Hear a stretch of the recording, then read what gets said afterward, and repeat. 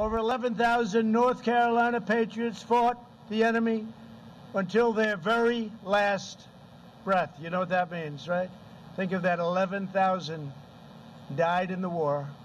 We want to thank you, boy. And we have family members here, by the way. That's them saying hello.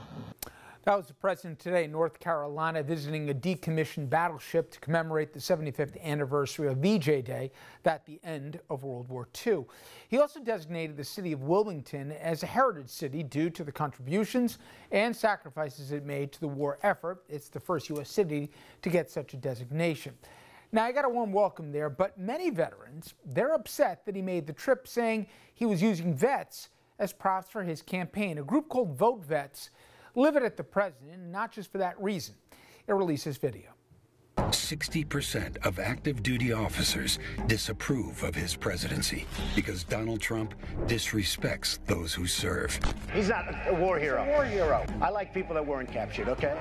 Our troops are in more danger today because of Donald Trump's betrayals. He abandoned our Kurdish allies in Syria, playing into Russia's hand. He wouldn't stand up for our troops when Putin put bounties on their heads in Afghanistan. His weakness emboldens the enemy. I want to bring in my guest right now, Jeremy Butler. He's CEO of Iraq and Afghanistan Veterans of America.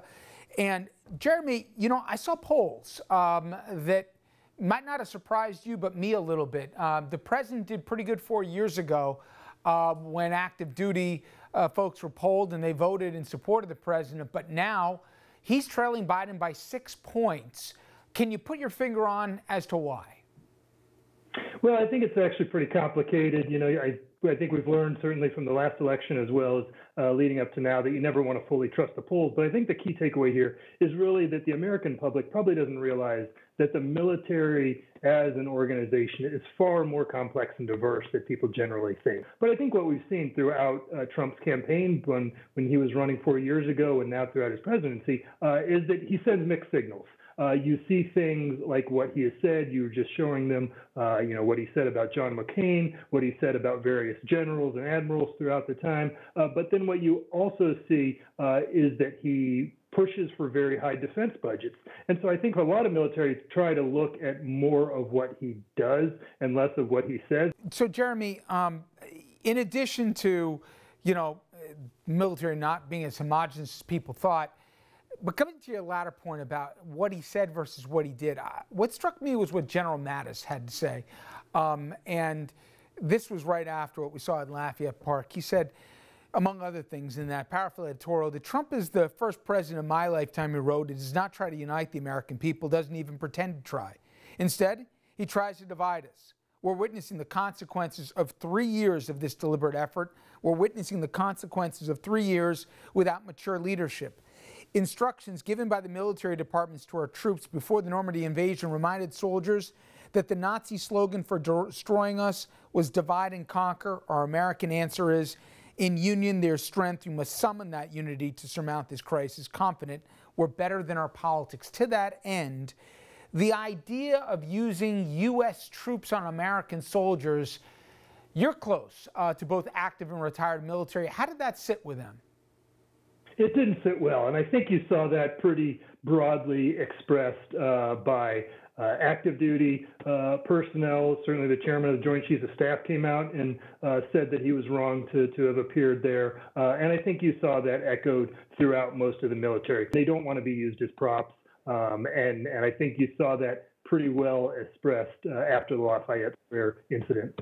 I got to tell you one thing, that unless I was the biggest diehard Trump guy, if I saw my president do or not do with what he did with the Bountygate story, the idea that we have actionable intelligence to at least merit our commander-in-chief to investigate whether the Russians were paying the Taliban to kill American soldiers, and the president, after getting that briefing, and if you didn't read the briefing, shame on him, in 8 separate conversations either tried to advance Russian interests or never once even asking the question, would personally tell me a lot about what he thought about me. I got to think, with so many stories out there, that one must have really sat in the craw of a lot of military. That was one of those incidents in which we really got a lot of different bits of information. You just talked about what the president said. Well, at the same time, the Secretary of State was apparently having relatively strong conversations with his counterparts in Russia on the bounty issue. So you're getting mixed messages on intelligence and things like that. And that's unfortunate because I think at the end of the day, the bounty gate issue, the idea of Soviets paying, the Russians paying bounties to the Taliban is kind of one in many incidents where we're letting our adversaries win by dividing us in terms of what is the real key takeaway, which is that the Russians are trying to play to their strength. And whether or not you believe in the bounties, there's so many other areas in which we know that the Russians are playing to divide us as a nation. And frankly, they're winning because we continue to have these conversations. Finally, Jeremy, you're a Navy guy. The whole Navy SEAL story where we pardon war criminals and you had careers, if not marginalized, even ruined, of the guys who came forward to say this is not what we stand for. And yet the president coming down, not just on that isolated incident, but in other cases as well, taking the sides about people who didn't present the American military the way that we want here and committed war crimes in many cases, defending them over the guys who did it the right way. I got to think for people who take their military service seriously, that also was certainly a major debit when it comes to this president.